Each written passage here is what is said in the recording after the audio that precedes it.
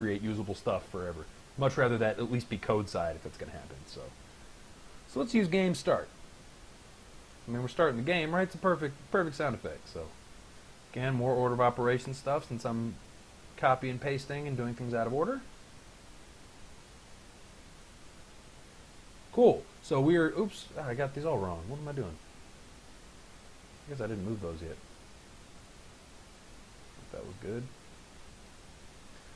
Alright, I just missed 3. Alright, so what we just did is now we have a frame that when it starts will play our title screen, or our title music. When we press 1, it's going to set our game mode to 1. It's going to play a game start sound effect, and then it's going to jump to frame number 3. Pressing 2 does the exact same thing, except it sets the game mode to 2, and pressing 3 does the exact same thing, except it sets the game mode to 3.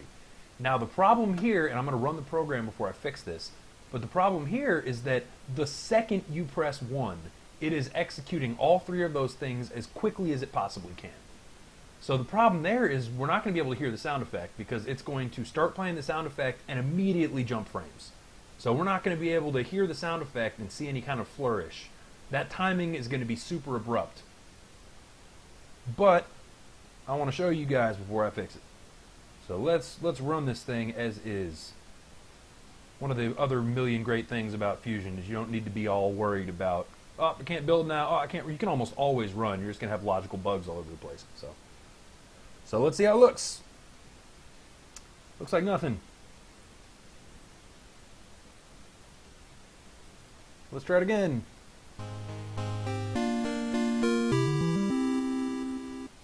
Logo works.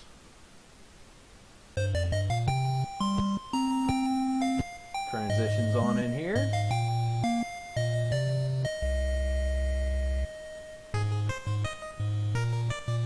And if you guys notice the full screen is looking super weird, that's because I just hacked in just max the res. There's a lot of little behind the scenes stuff you got to do to make it look properly full screen, but we don't need to worry about that because it will be a Flash game eventually. So let's try starting the game. Notice how it's super abrupt and terrible like that. It doesn't stop the sound. There's no pause for the start sound effect to play. It climbs all over itself when it jumps to the next frame. So we are going to go ahead and figure out a nice little workaround for our title screen timing. Also, I'm going to add a little bit of splash here.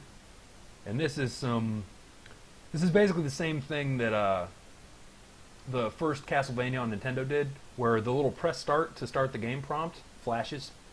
I don't entirely know why they did it, but it works. And I don't have any of these names. This is going to be hell on earth. String 4, string 7, and string 8. So we need to make string 4 flash, and we do that by saying flash text. Oh, no, we don't. We do that by flashing the visibility. There we go. And we're going to flash that once every 1/5 of a second. And we are going to do that exact same thing to 7 and 8. If I were smart, I would have just renamed those in case I need to play with them again. But I didn't because I'm not. So now, we've run this frame. There we go. So, one thing I want to do is when I hit start, when I hit any of the start buttons, I want to flash the one that you hit. Right? So I want to, if you hit 1, I want to make these other 2 fully visible. And I want to flash it faster.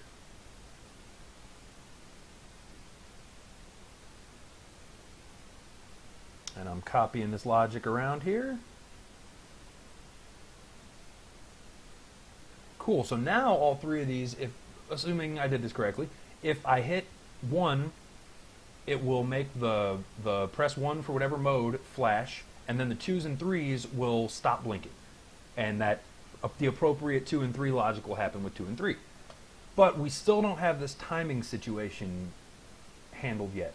So we can't have the jump to frame event or we can't have the jump to frame action occurring on the press 1 event. That is just not going to work. We're going to have to control that with a timer. And given that it's jumping to the same frame every time, that should be easy. So the way that I'm going to do this, and this is not a proper loop, but like I've said a million times now, we don't need to do anything in regards to memory management unless I just completely screw this thing up. So what we're going to do is we're going to do a timer-controlled pretend loop, because they're really fast and easy. They're just not particularly good for your computer, or for the computer running it, rather. So we are going to say when these get pressed, and we're going to nuke these frame jumps because we don't need them. When any of these get pressed, they're going to add 10 to this counter. This start counter. It's actually already called start counter. That's convenient as hell. I don't even need to change anything. And we're going to put this on the active canvas. We want to be able to see this in case we need to debug it. So I have its maximum value as 10, which is fine. So what's going to happen, right? We're going to press 1. It's going to set the game mode. Oh, we need to make sure the order of operations is good. Now that we're not jumping frames, the order is not as big of a deal, because it's not like a collision type event where the order is going to be really important. So these can pretty much fire in whatever order. They're all going to fire within like an update cycle or 2 of each other. So it's no big deal there. So what we're doing, right? We're setting game mode to 1. We are playing our game start sound effect. We are making the two strings describing the game type that you're not playing stop flashing. We're going to make the game type that you chose flash faster, and we're going to add 10 to this counter for some reason. And I'll show you what that reason is in a second. And we're doing that same logic. Oh man, I deleted that thing again. How do I keep doing that? There's some key command that I don't realize that I'm hitting where I just keep nuking this stupid... Control D, apparently, is what I keep hitting. So I need to stop doing that. And then I need to resize it again because Clip Team didn't realize that... I don't know what they didn't realize, but all sorts of things, apparently. I really need to move to 2.5. That thing is so much cleaner than this, I bet. Not that I don't love this program with a passion, but it would be great to get something a little more futuristic.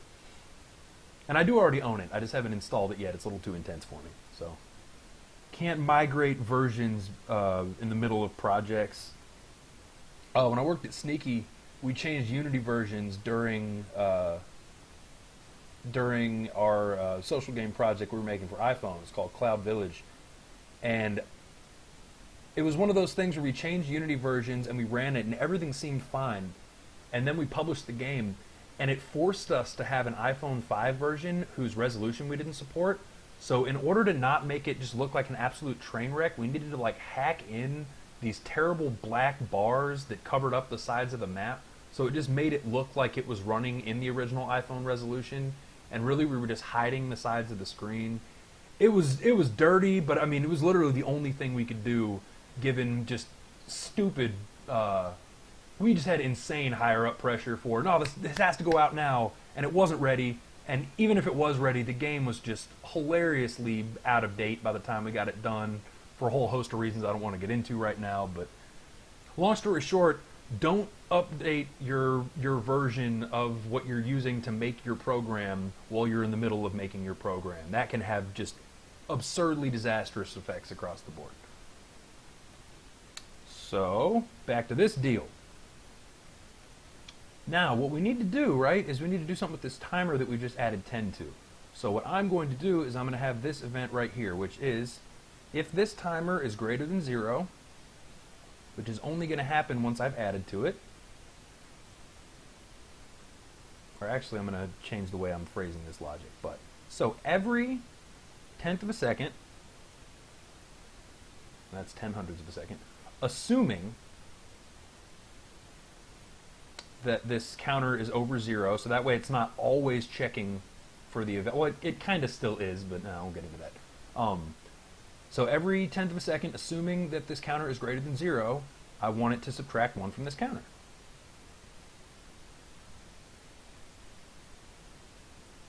Thinking about that, I need to make sure this initializes right. So initial value is 0, minimum value is -1.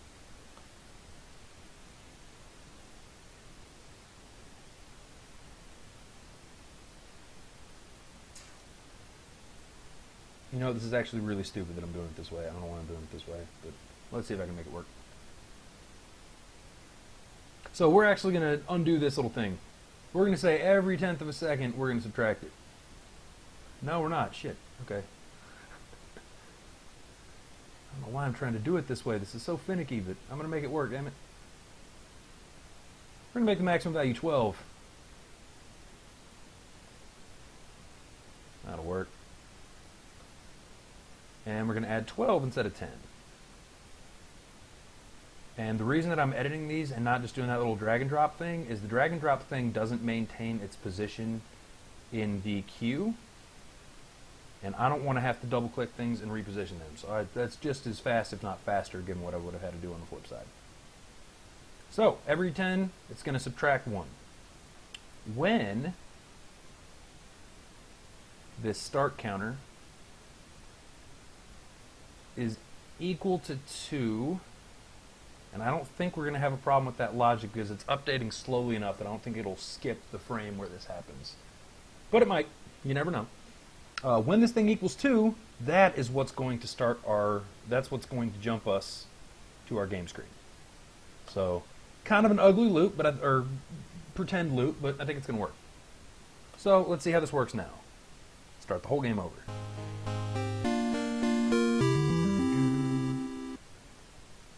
Yes, my name is Dan. This is Vintage Games. Alright. So, boom! We're good. Now there's some other stuff we got to do too that I just realized. We don't want this, or at least I don't think it sounds good. I don't want that the title music to continue once I press the button. I want that to stop. So we're going to stop any sample playing before we play our game start sound effect. We're going to do that every single time. This is one of the infinitely many places where modular programming would allow me to use one event instead of 3. But I would need to think more to do that, and thinking is stupid. It's possibly the most pointless statement I've ever said in my life. And people who know me, that's really all I do is say pointless shit. So stop any sample before it plays, and then it plays the sample afterward. That'll also keep us from having to worry about the bleed over effect into the title screen, because the sound effect itself will stop as soon as the sound effect is expired, and it's shorter than a second, and it's going to give us a second to do that. So we are all good now. So now, aside from the fact that it's ugly and doesn't have a picture, we have a functional title screen that does what we want it to do. So sweet! Now I don't have to worry about that anymore. And I think I've already got that over here actually. Yeah, I do. So now we need to make Digital Atom. We gotta get our player sprite functioning properly here. So I'm gonna start with this as a base, and I'm just gonna start drawing, and let's see what we get. So Adam has curly Italian man hair. I have non-curly Italian man hair. So let's curl some shit up here.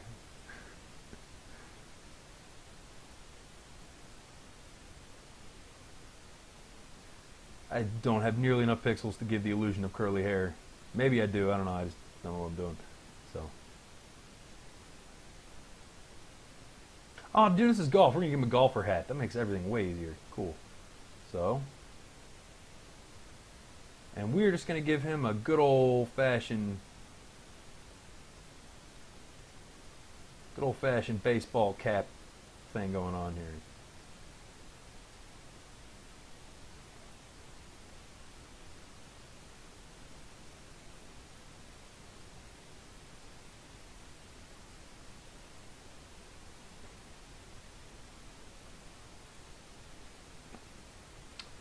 So cool. Give him some eyes, because they help people see. Give him a nose. Adam, your nose is not actually that big. I'm not trying to make a statement, but it has to be at least a pixel, so. Let's give him an ear. Cool. Alright, so now we've got our bizarre angle head here. That's at least looking a little bit like something. Let's start adding some color to it too, so it's not super boring. There we go. That skin color. Oh, we can have some hair popping out here too, can't we? Woo! There we go. He is a brown-haired gentleman, so let's go ahead and there we go. That is all the hair he will ever need. Actually, as I say that, I'm adding more. Yeah, it looks stupid. Okay. Let's get this a little darker for our shadowiness.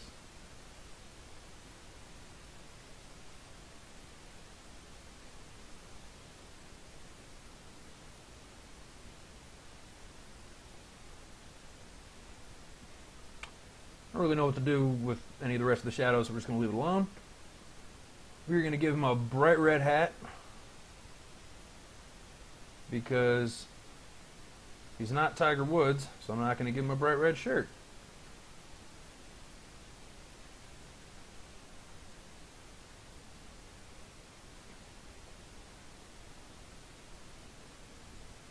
And for whatever reason, I am going to give him a hoodie. Because this already looks a little bit like a hoodie for me, so I'm just going to add a little hood to the back of this.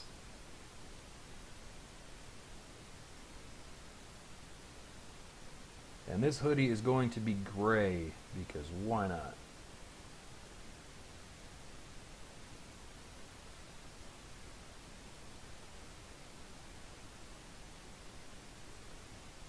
Get that a little darker on the whole shading tip. Darken that shading tip. Okay, here we go.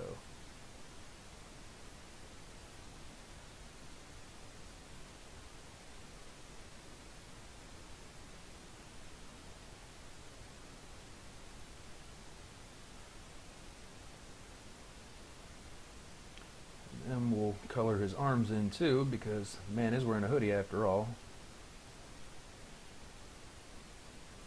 See how quickly this started looking like a picture? There's nothing. I'm getting better.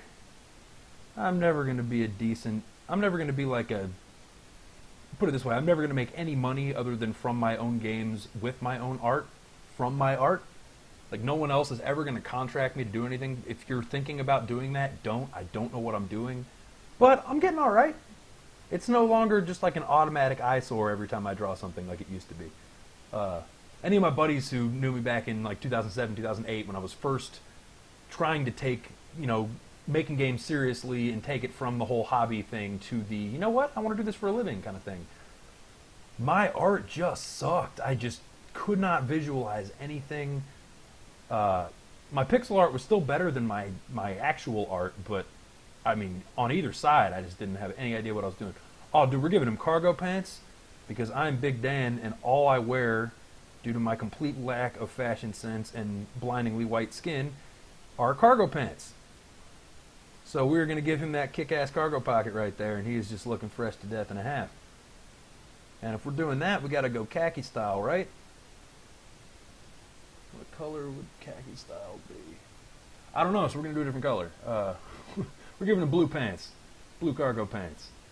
Actually, no, that's going to kind of clash. We're giving him green pants. Green cargo pants. There we go. That actually makes sense, too, because cargo pants are actually green sometimes.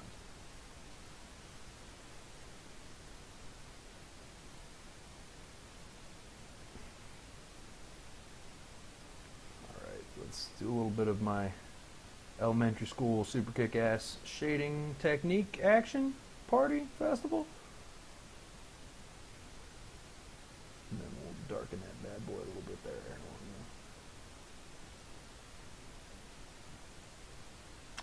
That kind of looks like a golfer. That is not that bad. Now I'm realizing that my club is going to need to change. Main deal is that I'm going to need to make this image wider so that the club can be a little more diagonally facing, because that's way too straight up and down for a golf club. So this is kind of badass. I'm loving this picture. You know what? I'm gonna copy this, which doesn't include, and I'm gonna put this on the title screen right now. Oh, we're going to have even more fun with it. We're going to have him just like spinning in circles the entire time. That'll be cool. So we're going to make another timer event. It's also going to be every 10 seconds, but this one's going to be unlimited. every 10 seconds, not every 1 minute and 10 seconds, stupid default. Every 10 seconds, we are going to take his angle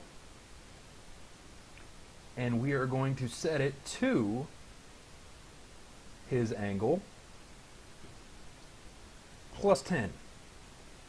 So that means that every 1 second he will rotate 100 degrees. Every 3.6 seconds he'll do a full circle. So we're just going to have maximum quality. We're just going to have him flipping in circles on the title screen. Oh, but we didn't set his hot point yet. Alright, so he's... that looks super bizarre. So let's fix that real quick. And by the way, anyone who watched my last Stream Jam, that's when I learned how to do this hot point stuff.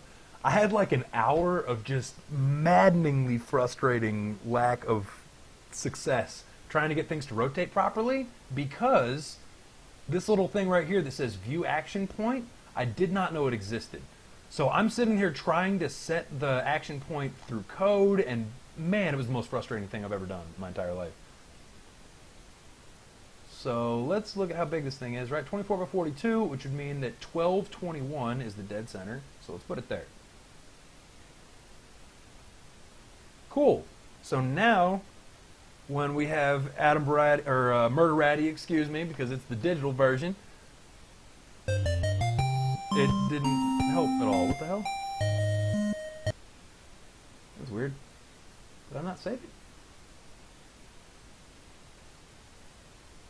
Oh, whoops, that's action point. Action point and hotspot are different. I actually don't know what action point is. I'm going to move that back up here. Default it the same way it was, because I don't know what that's going to do when I change it. And I know it worked there because it moved his relative position. So, yeah! Now, I don't know why he's back flipping. I want him to be front flipping, so we're going to fix it. So since adding 10 to the degrees, or adding 10 to his angle makes him flip that way, we're going to subtract 10. And that should fix that. So now, we have constantly front flipping Murderatti in Murderatti Golf. That is a perfectly acceptable title screen. Oh, I love this. Okay. So, front flips galore, we're on this. And if any of you have been chat boxing or anything, my monitor computer that I'm using is just not loading anything about this stream anymore. So sorry if I'm disregarding you on accident. It's not intentional, I promise. In fact, I'm going to give it a little reload here, see if maybe I can get it working for at least a little while. Either that or no one's chatted, which is fine. Ain't trying to tell anyone you're supposed to be blabbing at me the whole time. I just want to make sure I'm not ignoring anybody.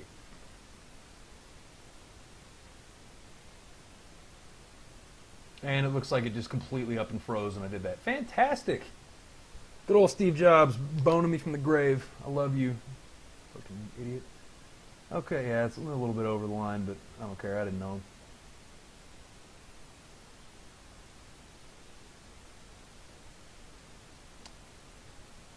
God, this computer's a piece of garbage. It's funny, as much as I dislike this Surface, I mean, the difference between this Surface and my 3-year-old iMac is hilarious. It's just like walking around in molasses with this iMac and the Surface. I mean, Surface is a plenty powerful computer for ordinary day-to-day stuff. It can game decently at 1080p, assuming that the game is like 2007 or earlier and you're super ginger with the settings. But that's clearly not the market for Surface. People aren't getting them so that they can game at max resolution. If they are, they're idiots. So I count as like a semi-idiot because it is my only computer. So we got that done. That's cool. We got a functional picture that isn't animating yet. So now we got to figure out how on earth do we animate this whole situation, because he is looking just fine when he stopped, but we got to get him swanging. So in order to get the swang on, we're going to use bouncing as our animation for that. So, and all that is just the word that I reference in code to toggle this animation state. I do not want to use appearing or disappearing because those are bound to creating or destroying the character. So I could toggle those manually, but I don't have control if I delete or create the character, whether they fire or not. So we're going to move him over here, and then we're going to figure out what we need to do to animate him. And this is dangerous. So, and I'm not using layers because I didn't plan this very well. So we're just going to get rid of all the shading on his body for right now, and his arm. And that's going to be my base image, and we're not going to rotate his body at all. We're just going to have his arm, or arms I guess, although you can only see one in this view. Right, so we're going to have that. Then we're going to have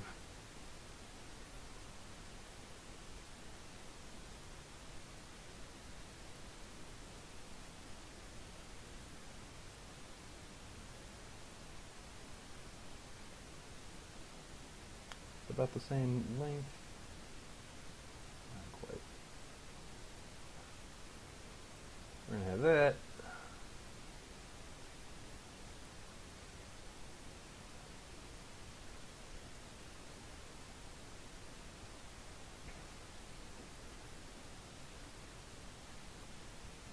And now you're actually going to be able to, in fact, I might as well add his other arm to these two.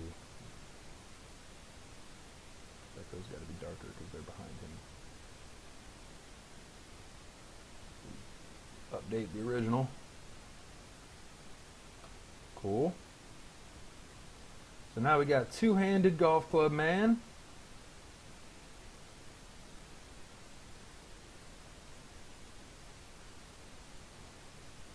Yeah, there's just no way this is going to look normal. There's just absolutely no way this is going to look normal. Yeah, and when I just reloaded my monitor computer, it isn't showing the video itself. The chat looks empty, but it is showing that I have like, what is it, 15, 16 viewers right now? And the last time I looked up, it was 10. So either I just got a whole bunch, or it just straight wasn't updating at all. Either one is possible. So, like I said a second ago, sorry if I've missed your comments for the last little while. I just can't see them in any convenient way right now. I'm maxing my connection and everything out kind of hard right now.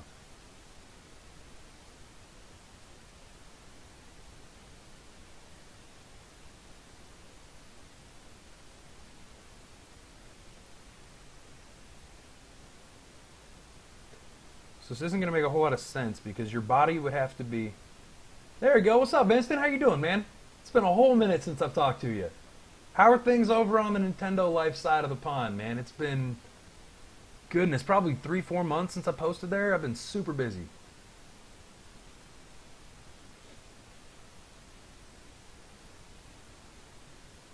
Or actually, no, I'm completely wrong. You may be Nintendo Life, but you're Game Dev Underground.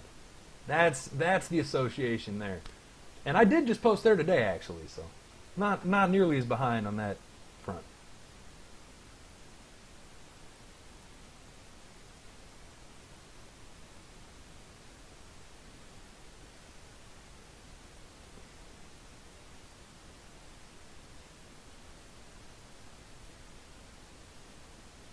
We're going to have him duck down a little bit, the second frame.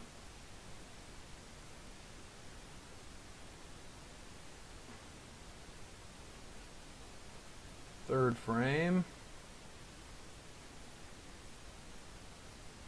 And I'm going to have to do a bunch of cleanup because this is a way higher frame animation than I did on any of the other projects.